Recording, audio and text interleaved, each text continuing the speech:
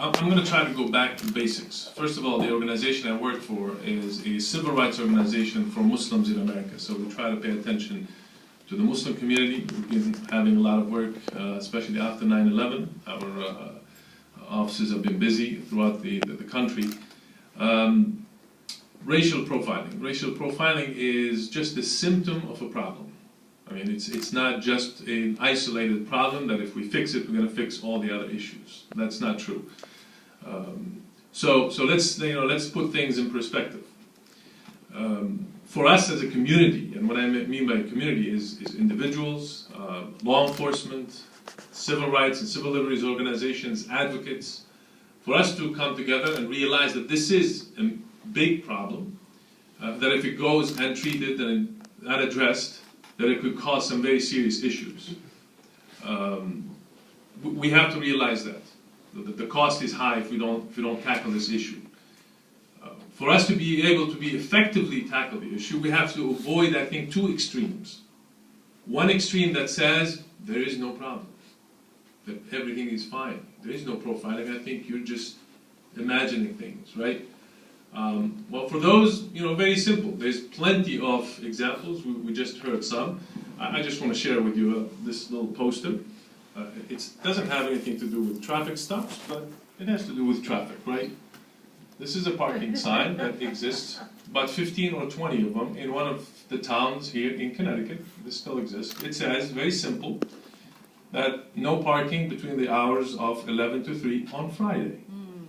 Now, for a very, easygoing guy who doesn't know anything about Fridays, this is very reasonable. Probably there's a lot of traffic, a lot of violations, so we need to keep people from parking. If you know that the Muslim community, congregational prayer happens to be on Friday, and it happens to take place during that time, then that sign becomes problematic. And that sign, even if you know anything about the neighborhood, if you're just a Muslim coming from another town, going to this town to make prayers, and this is on a road right attached to the Islamic Center, that sign prevents people from parking. When we know that you're supposed to actually maybe make some accommodations to make it easy for people to practice their religion. I mean, after all, that's what the law in America says, right? That the employer or the government or government agency is supposed to make some accommodations, reasonable accommodations, and we understand that. But to ban parking only during those times, along that street, to make it difficult for people to get to the Islamic Center and pray, is problematic. So these are issues, these are symptoms of a problem. So for those who say there's no problem, we can answer that easily. But at the same time, we have to admit that not all law enforcement is a problem. That there are those who are trying to do the right thing. There are those, that sign, we went and met with the police chief, we talked to the town manager, it was a long meeting, it was arguments back and forth, but at the end, they were convinced that that sign is problematic. They made the decision to take it down. They still didn't take it down yet. We're still monitoring them, waiting on Public Works, hopefully, to do the right thing. And we'll follow through with that. But they admitted that that is problematic, and they agreed with us that that sign is an issue and has to be dealt with. So the two extremes are we have to avoid them. So we have to be realistic in how are we going to tackle the issue. Now, we can create all the best system in the world to collect this data, analyze it, and try to figure out these trends and address them, create the best trainings in the world, and do it. But I think we have to be sincere when we do that, especially those who are in charge of implementing these programs. We know that, like they keep telling us, that it's just a bad apple in a big bucket of apples that are great, but it's just one bad apple. But we say that if you don't deal with that one bad apple, the whole bucket is going to be rotten. So we must address that. We must address it properly, sincerely.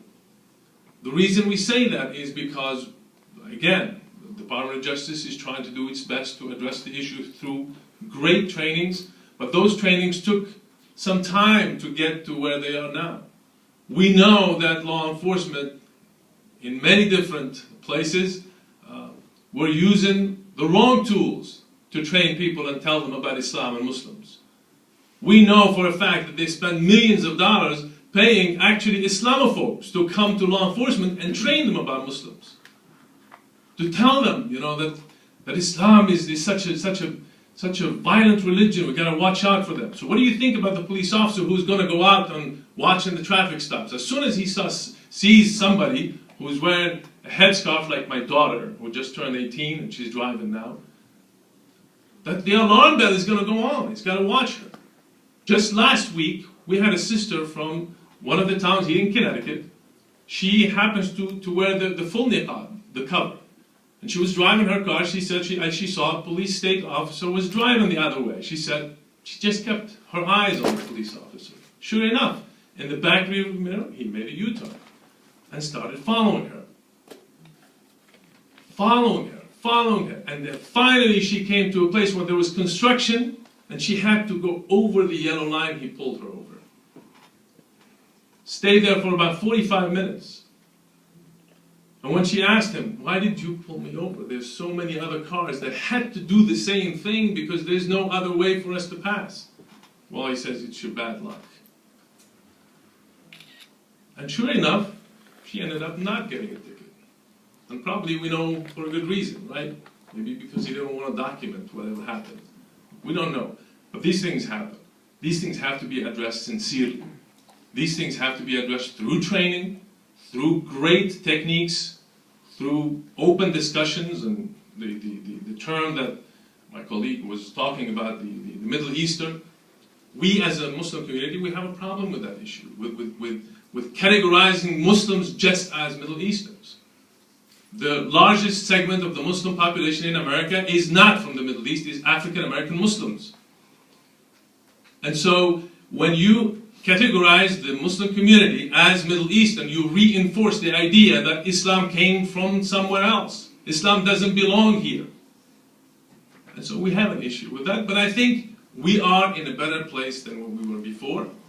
I think through discussions, through continuing communication, we can make the system better, and we can make it work, and we can fight racial profiling and other forms of discrimination.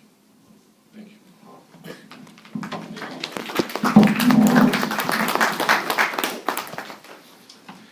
I'm Andrew Schneider.